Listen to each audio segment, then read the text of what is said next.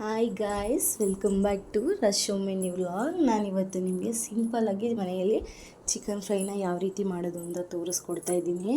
ಒಂದು ಜಾರ್ಗೆ ಶುಂಠಿ, ಬೆಳ್ಳುಳ್ಳಿ, ಕೊತ್ತಂಬರಿ, ಪುದೀನ, ಸ್ವಲ್ಪ ಚಕ್ಕೆ, ಮೆಣಸು ಮತ್ತು ಸೋಂಪು, ಕಸ್ತೂರಿ ಮೆಂತಿ ಮತ್ತು ಈರುಳ್ಳಿನ ಹಾಕ್ಕೊಂಡು ನೀಟಾಗಿ ಅದನ್ನು ಗ್ರೈಂಡ್ ಮಾಡ್ಕೊಳ್ಬೇಕು. ನೆಕ್ಸ್ಟು ಅದೇ ಜಾರ್ಗೆ ನಾನು ಟೊಮೊಟೊನೂ ಕೂಡ ಹಾಕಿ ಅದನ್ನು ಗ್ರೈಂಡ್ ಮಾಡ್ಕೊಳ್ತಾ ಇದ್ದೀನಿ. ಗ್ರೈಂಡೆಲ್ಲ ಮಾಡ್ಕೊಂಡ ನಂತರ ಒಂದು ಬಾಣಲಿಗೆ ಎಣ್ಣೆ, ಸಾಸಿವೆ, ಸ್ವಲ್ಪ ಕರಿಬೇವು, ನೆಕ್ಸ್ಟು ಈರುಳ್ಳಿನ ಹಾಕಿ ನೀಟಾಗಿ ಹುರ್ಕೊಳ್ತಾ ಇದ್ದೀನಿ. ಈರುಳ್ಳಿ ಯಾವಾಗಲೂ ಅಷ್ಟೇ ಗೋಲ್ಡನ್ ಬ್ರೌನ್ ಬರೋವರೆಗೂ ನೀಟಾಗಿ ಹುರ್ಕೊಂಡ್ರೆ ತುಂಬ ಚೆನ್ನಾಗಿರುತ್ತೆ.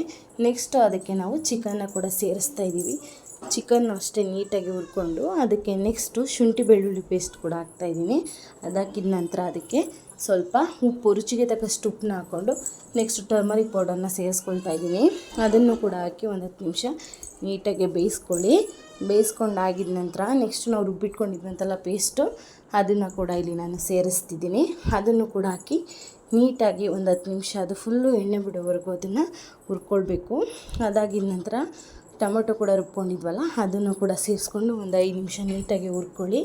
ಅದೆಲ್ಲ ಹುರ್ಕೊಂಡ ನಂತರ ಅದಕ್ಕೆ ಸ್ವಲ್ಪ ಧನಿಯಾ ಪೌಡರ್ನ ಮಿಕ್ಸ್ ಮಾಡಿದ ನಂತರ ಚಿಕನ್ ಫ್ರೈ ರೆಡಿ ಆಗುತ್ತೆ. 2 ಮಿನಿಟ್ಸ್ ಅದನ್ನ ಬೇಯಿಸ್ಕೊಳ್ಬೇಕಷ್ಟೇ. ಇಷ್ಟೇ ಸಿಂಪಲ್ಲಾಗಿ ಮಾಡಿ ಟ್ರೈ ಮಾಡಿ, ಕಮೆಂಟ್ ಮಾಡಿ, ಶೇರ್ ಮಾಡಿ, ಸಬ್ಸ್ಕ್ರೈಬ್ ಮಾಡಿ. Thanks for watching.